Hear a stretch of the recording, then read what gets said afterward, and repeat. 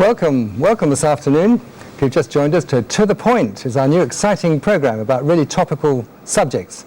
And this afternoon we've got a really exciting one. We're going to be talking about the imminent invasion of Israel. And I want to introduce to you a very special friend of mine, a very good friend of mine from a very long time ago. He's the pastor of Oxford Bible Church and very familiar with Revelation TV viewers. He's Pastor Derek Walker. Derek, welcome to the program. Thank you, Richard. Lovely to have you here. And of course, we've known each other for many years, haven't we? We go back a few years now. Oh, a lot of years now. And actually, you've taught me a great deal about end-time prophecy and many other things. And of course, Derek takes tours to Israel, and I've been to Israel with Derek, amongst other Bible teachers, but one of my favourite Bible teachers is Derek. So I can't think of anybody better to come and talk to us about the imminent invasion of Israel than Derek himself, who's actually written a book about the subject. We're going to be talking about that as well. So Derek, just before we launch into the subject, just tell us a little about your church back in Oxford. Oxford Bible Church, yes. We started Oxford Bible Church about 20 years ago now, and it's a great church. It is a great church, I believe. Yeah. And it's quite big now, actually, isn't it? Well, we've grown to about 250, I suppose. So. I would say it's more than that, actually, the number of times I've been there. But, and there's some lovely people there, and I'm quite friends with quite a number of people in your church. Yeah. And, of course, Hilary, your lovely wife, she's a co-pastor with you, isn't she? Assistant pastor, I suppose. Okay, slightly. Got that wrong, sorry. And Revelation TV viewers will be familiar with you because they see you every Wednesday night, is it? That's right, every Wednesday at 8:30, and soon we're going to be repeating in I think Tuesday mornings starting in November. Well, that's excellent. 10 o'clock. Right. So, we're going to be talking about the imminent invasion of Israel. Because Pastor Derek Walker thinks that this is actually very imminent. Let's think about this word imminent. Imminent means what exactly?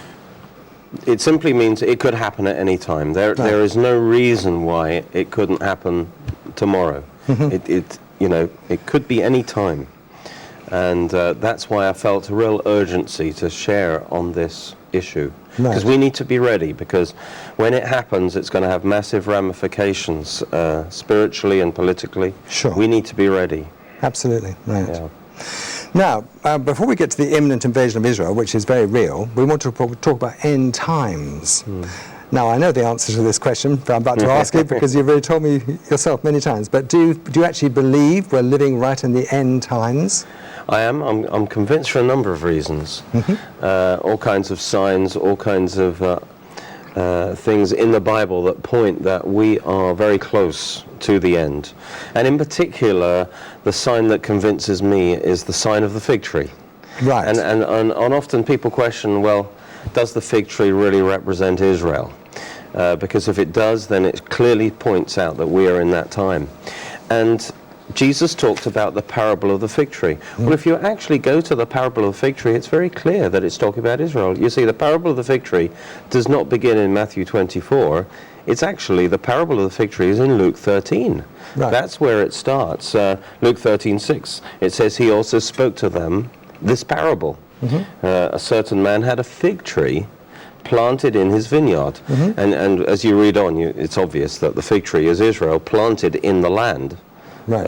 Of Israel, the vineyard, and he came seeking fruit for it. Sure. And that's Jesus, and he found none.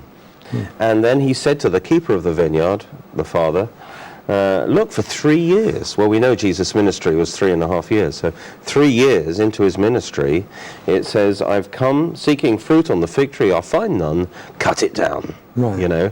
And enough's enough. And then the vinekeeper says, sir, give it another year also. And we'll do our best to fertilize it. If it still doesn't bear fruit, then cut it down.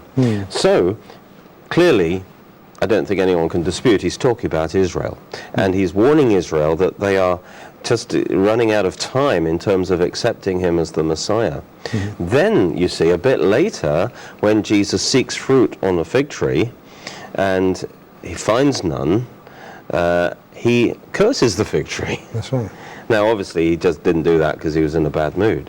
He was acting out this parable of the fig tree, that generation of Israel would come under judgment because they had not borne forth fruit of faith. Sure. And then on that very next day, The day that this fig tree was discovered is when Jesus gave his famous end-time talk in Matthew 24. Yes. And giving the signs of the end, he actually came and then he said, learn from the parable of the fig tree. Right. You see? So you've got to understand the context of that comment. Yeah, sure. They said, what's the signs of the end? Now learn this parable from the fig tree in Matthew 24:32. He said, when the branches become tender and puts forth leaves, you know that summer is near. Mm-hmm. In other words, he's saying that fig tree that will be judged and cut down. Yet the time will come in the end times when the same fig tree, Israel, will spring up again in the land of Israel and put forth its leaves. Yeah. And then he said, you know, when you see that happen, you know that summer is near. You know the kingdom of God is near. So you also, when you see these things, know that it's near, even at the door. Assuredly, I say to you, this generation, what generation? The generation that sees that fig tree arise again in the land of Israel, this generation shall not pass away. Mm-hmm. In other words, those who are alive will not all pass away. It will be within a man's lifetime of 1948 when the fig tree arose again. And then, just in case we find that too hard to believe, he said, heaven and earth will pass away, but my words will not pass away. He does. Yeah. So to me, that's very clear. So, for example, just to make it clear, my wife was born in 1948. Right. So basically, Jesus would be saying to my wife, who's called Val, by the way, she would actually be the generation, in her lifetime, she should see everything in Matthew 24, Luke 21, if she lives, Mark 13. and which she will, a full lifespan. Yeah. And certainly, the generation will not pass away. So, I don't know how you measure that, but certainly it's within our lifetime. Well, I mean, that's all within most of our lifetime. That's all we need to know, really, isn't it? So it gives us a general idea. It gives a general idea. And we're certainly in that last period of time. Yeah.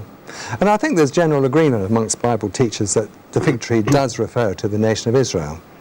Some question it, but hopefully... Well, I've only read the ones that don't question it. And I think the principle of first mention, I think it's in Hosea and Amos. The fig tree is mentioned as being the nation of Israel, isn't it? That's right. So I think there's Old Testament support as well. There's a lot of support for this. But to me, Luke 13 is the thing that people miss. Yeah, well, and that makes it absolutely clear. It does. Yeah. That's very, very helpful. So, next question is, in Matthew 24 and Luke 21, Mark 13, Jesus talked about a variety of things, talked about wars, rumours of world wars, earthquakes, pestilences, men's hearts failing for fear, and all these other things. Now, what do you think is the next major prophetic event on the calendar, do you think? It's an interesting question, and I was very happy when Lance Lambert was being interviewed here in the Revelation Studios, I guess about a year ago.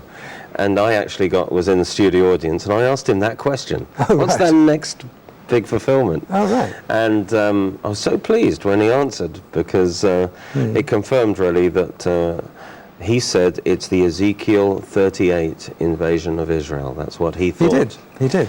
And I was delighted. I thought that, this guy knows what he's talking about. I was actually here, and I remember you asking that question. and there's many reasons for that. And I do believe that even within the last year, it's become imminent for a special reason. But basically, if you look at Ezekiel 38, very briefly, basically it describes a massive invasion of Israel from the north, a sudden, unexpected, massive invasion of Israel, of a number of nations, but led, it would seem, by Russia, but including Turkey and Iran and Sudan and Libya, and it says many others as well. Yes. And this will suddenly swamp Israel. But then God will actually step in. This will be one of the greatest divine interventions of all history. I mean, bigger than Sodom and Gomorrah, bigger than many such big events, Really big. Somewhere between Noah's flood and the next thing down. And it's going to have a devastating impact. God is going to Israel will be overwhelmed. Her defenses will be overwhelmed. But God will intervene.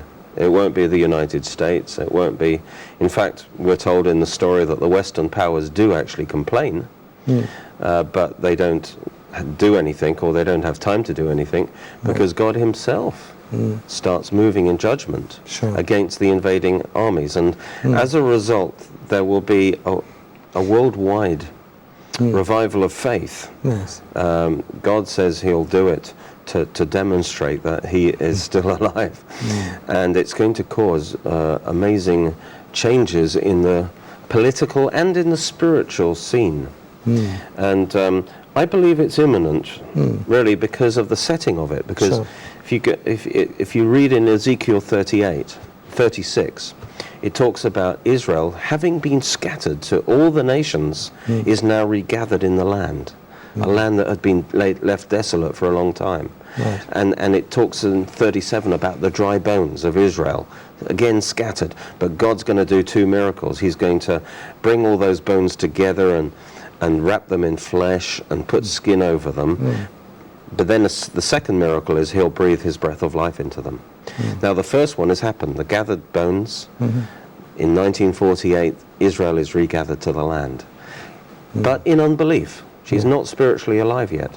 She will be when Jesus returns. Sure. And in that setting of Israel regathered from the nations, but not yet in faith, is Ezekiel 38, an invasion that comes. Right. And then at the end of Ezekiel 9 is a picture of Armageddon, and then Ezekiel 40 onwards is the millennial reign of Christ. Sure. And so the time placing of this prophecy is right there in the time we live in at the end of the age.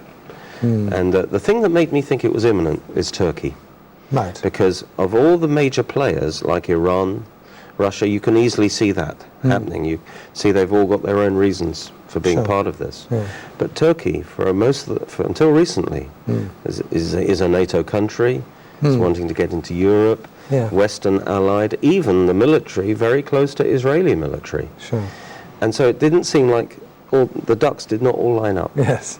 But if you've been following the news, you know, Turkey is changing fast. It's allying itself more with Russia, more with Iran, against Israel. Well, you're absolutely right. And now you can, since the flotilla incident, you can see that Turkey could well be part of this coalition of nations.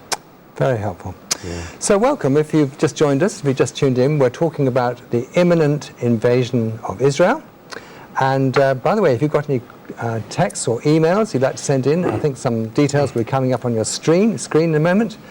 Do send some texts and emails, and we'll ask Pastor Derek anything you want to ask him. So we're talking about the imminent invasion of Israel. And Pastor Derek's just been saying that he believes Turkey's realigning itself with Russia rather than the Western nations. And I must say, Derek, the whole family were in Turkey today, and it is quite notable that they have aligned themselves with Russia, and there's a lot of Russian people actually working in Turkey now, and I met a lot of Russians there actually. Yeah. They are very obviously very pro-Russian now, which I think is probably quite a new thing actually. Yeah. Yes, I think that this has been happening over the last few years, but it's become obvious in the last year. And that was the last thing that needed to fall into position for Ezekiel 38 to be fulfilled. And now, that's why I say it could happen any time. Sure. The political condition matches what the Bible predicts perfectly. It predicts a superpower to the north, namely Russia, that will lead this whole thing. But it predicts all the other states involved it makes sense that they would be part of this invasion. Sure. Now, I believe you've written a book on this subject, Derek. I have. Are you going to tell us about your book? Well, yes. For all the details of this, the imminent invasion of Israel, I believe this is an urgent thing, and we need to be ready for this. And yes, you can get hold of it if you're interested, and either call us or check out our website for more information. Yes. Really. Very helpful.